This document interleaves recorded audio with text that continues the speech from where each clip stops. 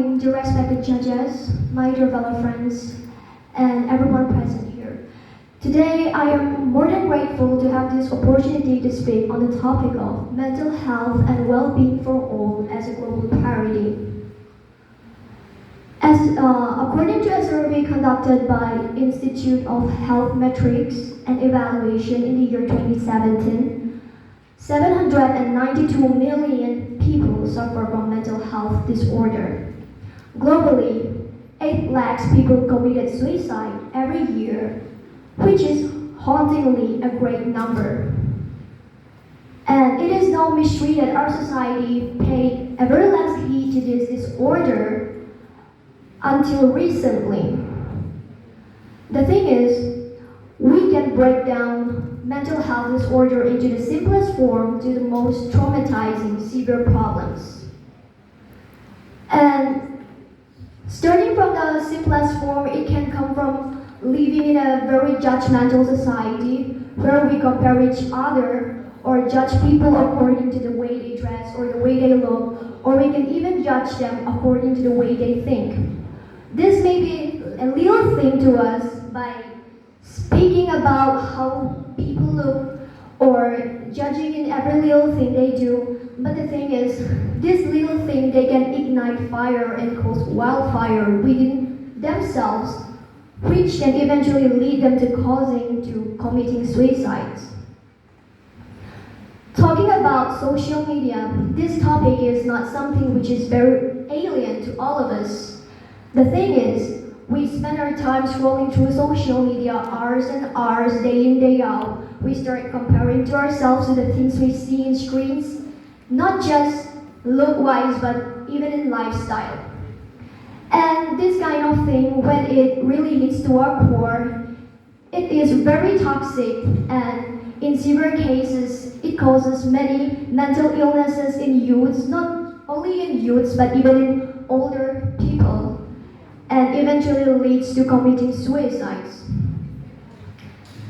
And talking about severe problems of mental disorders, it may be caused from abusive parents or abusive people who are surrounding us. And we have the tendency to judge people according to their past mistakes. We always remind them how they are unworthy or how they can't do things right. And this little thing, since it is instilled in their heart, they make themselves believe that they are not strong enough or they are not good enough as much as other people are. So, if we look into this matter, it is actually our words which really cause mental health disorders in other people.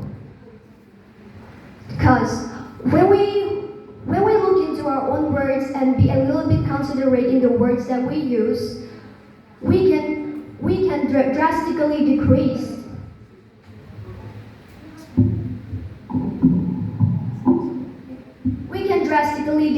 the number of mental health disorders or the number of people committing suicide, not just nationwide but globally.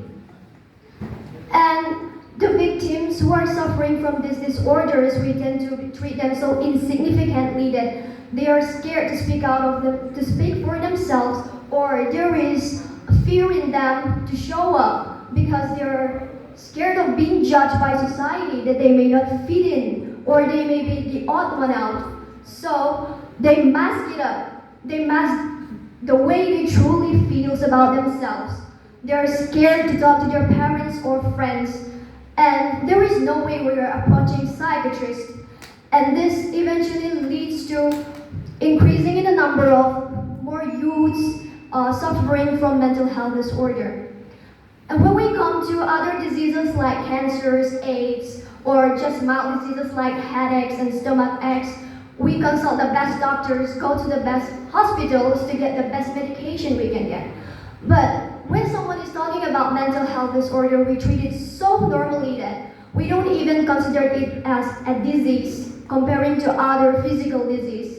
We are so unaware that mental health disorder is as much important as physical health. We try our best to look good, we go to the gym, we notice the little breakouts and acne we have on our faces. But when it comes to our mental health, we pay no heed. We treat it so normally until we reach the point that we bottle it up so much that when we can't contain ourselves anymore, it leads to fatal. And the thing is, it is not impossible to treat mental health disorder. We can always try our best. Time's up. Okay, thank you.